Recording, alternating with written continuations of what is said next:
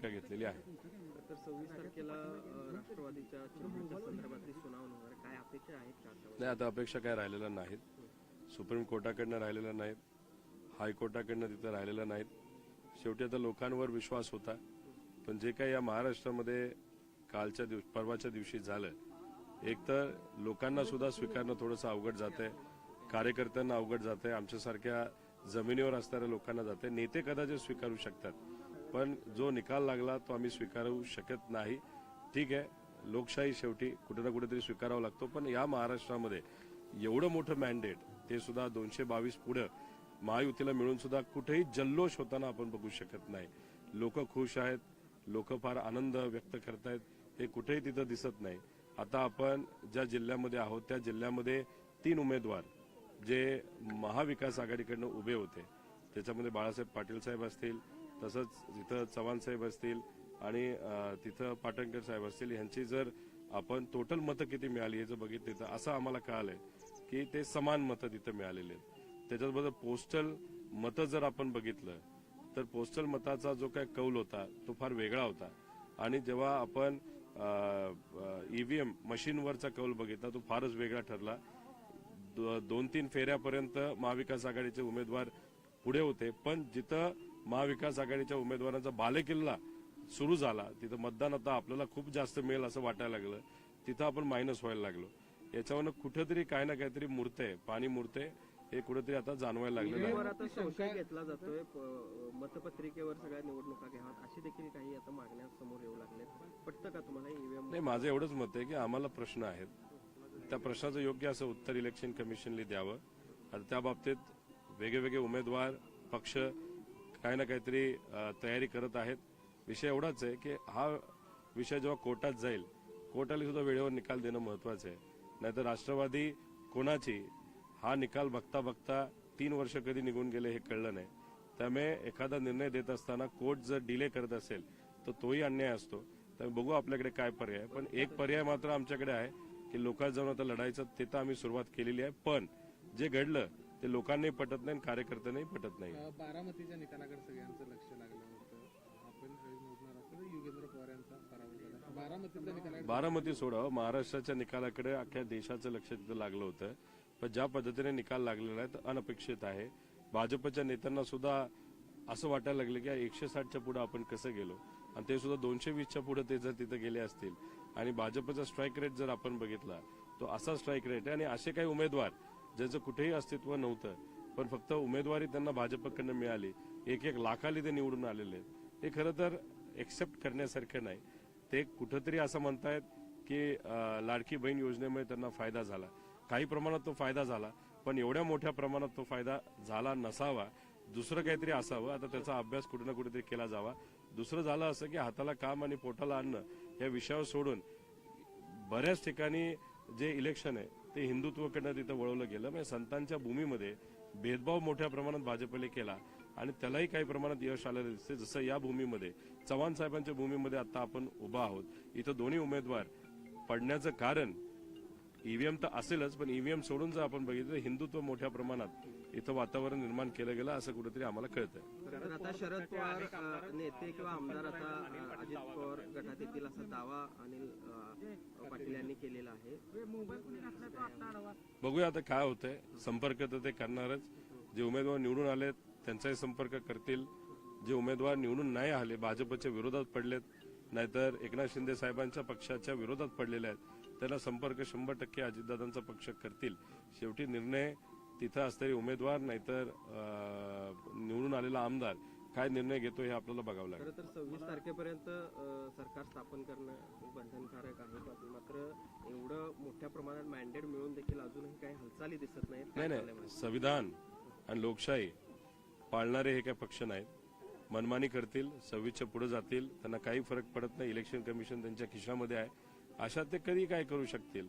आणि दुर्दैव असं कोर्ट ज्या पद्धतीने वागत आहे, म्हणजे गरिबाची अपेक्षा असते की कोर्ट योग्य असा निर्णय वेळेवर देईल, पण तसं न झाल्यामुळे आणि काही निर्णय काही प्रमाणात थोडेसे वेगळ्या पद्धतीने आल्यामुळे आता कोर्टाकडे जाऊन सुद्धा किती फायदा हे सांगता येणार नाही. मनमानी ते करणार, लोकशाहीला आणि संविधानाला पायाखाली तुडवणार, आणि 26ची तारीख आहे ती पुढे घेऊन जातील असं वाटतं. मुख्यमंत्री पदावरून तरी चर्चा सुरू आहेत असं कळते. त्यामुळे हा 2 वर्ष आणि 1 वर्ष असा म्हणजे मुख्यमंत्री पदाच्या फॉर्म्युल्यावरून कुठेतरी घोडा अडले अशी माहिती मिळते. मला असं वाटतं की वर्षासाठी एकनाथ शिंदे साहेबांना मुख्यमंत्री पदावर ठेवतील आणि नंतर पुढचे 4 वर्ष भाजपला ते पद दिलं जाईल असं कुठेतरी मला तरी वाटतं. कारण का बरंच काही इक्वेशन ते बघतील आणि त्या इक्वेशनमध्ये शिंदे साहेबांना कंटिन्यू करतील पहिला 1 वर्ष असं मला वाटतं. राज्याच्या माजी निवडणूक आयुक्त आहेत नीला सत्यार्थी यांनी गंभीर आरोप केला की ईव्हीएम्स आणली होती गुजरातमधून आणली होती. आणि दुसऱ्या गोष्ट राष्ट्रवादीचे कार्यकर्ते काँग्रेसचे कार्यकर्ते असं म्हणतात की मध्य प्रदेशचा पॅटर्न म्हणजे मध्य प्रदेशमध्ये जी निवडणूक झाली त्यातला जो विन झाला भाजपला तोच पॅटर्न इथं वापरला गेला. कुणाल पाटील जे काँग्रेसचे उमेदवार आहेत असं कळतं की त्यांच्या राहत्या गावामध्ये त्यांना एक सुद्धा मत मिळालेलं नाही. हे आश्चर्याची गोष्ट आहे. म्हणजे याच्यामध्ये या सगळ्या गोष्टी बघितल्यानंतर खरंच शंका घेण्यासारखं आहे. म्हणजे महाराष्ट्रातले प्रोजेक्ट गुजरातला चाललेत पण गुजरातच्या ईव्हीएम मशीन मात्र महाराष्ट्रामध्ये येत आहेत आणि त्याच्यामध्ये काही ना काही ते घोळ तिथं झालेला आहे. त्यामुळे आक्षेप घेण्यासारखी एखादी गोष्ट जेव्हा होते तेव्हा चर्चा ही होतच असते. एवढं मोठं मॅन्डेट येऊन आतापर्यंत प्रत्येक तालुक्यामध्ये गुलाल इतका लोकांनी खेळायला पाहिजे होता की कुठं असा गुलाबी कलर सोडून दुसरा रंगच दिसला नाही बाहेर.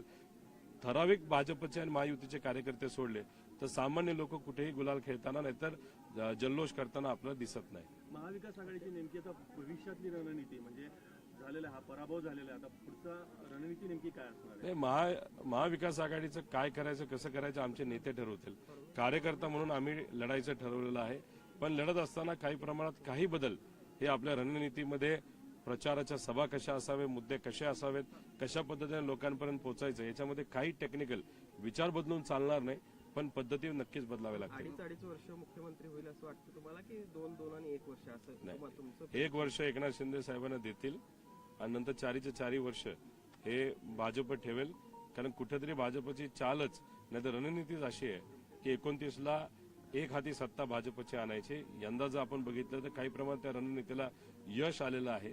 बऱ्याच ठिकाणी मनसेली हे भाजपचे उमेदवार नाही पाडले हे शिंदे साहेबांचे पाडलेले आहेत. 7 उमेदवार शिंदे साहेबांचे पाडलेत 3 उद्धव ठाकरे साहेबांचे पाडलेले आहेत. त्यामुळे डोकं भाजपचं होतं देवेंद्र फडणवीस साहेबांचं होतं थोडेसे ते कमी पडले 144ला. पण उद्या जाऊन 29ला पूर्णपणे एक हाती सत्ता त्यांना आणायची असेल तर आतापासूनच वातावरण निर्माण करावं लागेल. त्यामुळे 1 वर्ष एकनाथ शिंदे साहेब आणि पुढचे 4 वर्ष भाजप आणि ते पण देवेंद्र फडणवीस साहेब. दादांच्या आमदारांचा आग्रह आहे की दादांना किमान 1 वर्ष तरी मुख्यमंत्रीपद मिळावं तसं होईल असं वाटतं का? समीकरण बघितलं तर ते होईल असं वाटत नाही. त्यांना गेल्या वेळेस जेवढी मंत्रिपदं मिळाली होती तेवढी आता मिळाली तरी खूप झालं असं मला वाटतं. मताधिक्याबद्दल मला बोलायचं की तुमचं जे मताधिक्य होतं 1000 मतांनी तुम्ही निवडून आला. नाना पटोले 200 मतांनी निवडून आले. महाविकास आघाडीचे जे निवडून आलेले आहेत ते 1000 2000 5000 या मताधिक्या निवडून आले. आणि जे अनपेक्षित निकाल लागले महायुतीच्या उमेदवारांचे 30,000 40,000 50,000 अगदी 7ची सीट तर साधारण 1.5 लाखाच्या मताधिक्य निवडून आली. त्या बाबतीत काय म्हणणं आहे? मी एवढंच म्हणेल की गेले 5 वर्ष माझ्या मतदारसंघामध्ये आरोग्यापासून शिक्षणापर्यंत त्याच्याबरोबर महिला सबलीकरणपासून अनेक विषयांवर तिथं मी काम केलेलं आहे. माझे स्वतःचे लाभार्थी CSR नाहीतर जो काही फंड मी माझ्या हिमतीवर तिथं आणला 2 लाखापेक्षा जास्त आहेत. पिण्याचं पाणी आणि हे विषय तर मी वेगळेच ठेवतो. आणि माझा जो विरोधक होता 4.5 वर्ष गायब होता आणि अचानक इलेक्शनच्या तोंडावर ते येतात आणि म्हणतात की काही झालं किती रोहित पवारांनी ताकद लावू द्या लोकांनी कुठलाही निर्णय घेऊ द्या पण 30,000 निवडून येणार म्हणजे येणार. हा आत्मविश्वास आला कुठून?